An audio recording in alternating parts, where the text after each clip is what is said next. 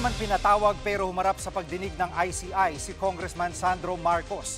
Pero hindi ni livestream ang pagdinig dahil lumiling ng executive session ang Presidential Son.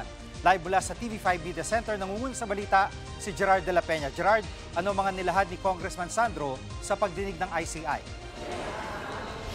Gigi, itinanggi ni Congressman Sandro Marcos yung mga alegasyon nitong si dating Congressman Zaldico. Ang pinatutungkulan dito ni Kong Sandro ay yung alegasyon o yung bintang nitong Siko na nagsingit siya ng worth 50 billion pesos sa budget mula 2023 hanggang 2025. Gawa-gawa lang daw ang mga ito. Pakinggan natin ang naging pahayag ni Congressman Sandro matapos sa kanyang hearing sa ICI.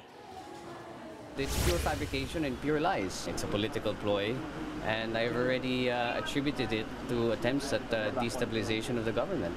I did not do any such a thing. Kung nakikita niyo po yung listahan, may mga project dyan sa Davao City nakalagay, nakalista sa Davao City. Alam naman natin sino nakatira doon, ba't pa ako maglalagay ng projects doon? At Gerard, bakit tumilig pa na executive session ang Presidential Son?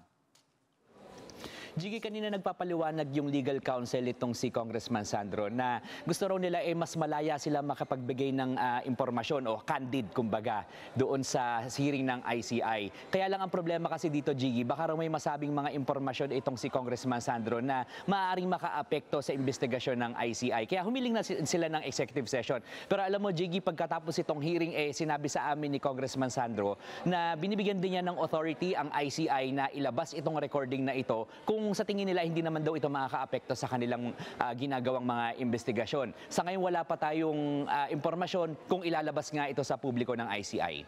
Gigi. Si Congressman Pulong Duterte, bakit umatras sa pagdinig dyan sa ICI? Gigi, giit nitong si Congressman Paulo Duterte, walang kapangyarihan o jurisdiction sa kanya ang ICI. Ginagamit lang daw ito na propaganda ng Malacanang at ito raw ay ginagawa ring punching bag ng administrasyon doon sa mga hindi nila kaalyado. At tanong naman ni ACT Teachers Party List Representative Antonio Tino, bakit daw parang biglang dinaga itong si Congressman Pulong? Nasaan daw yung sinasabi niyang wala siyang itinatago at wala siyang kinatatakutan?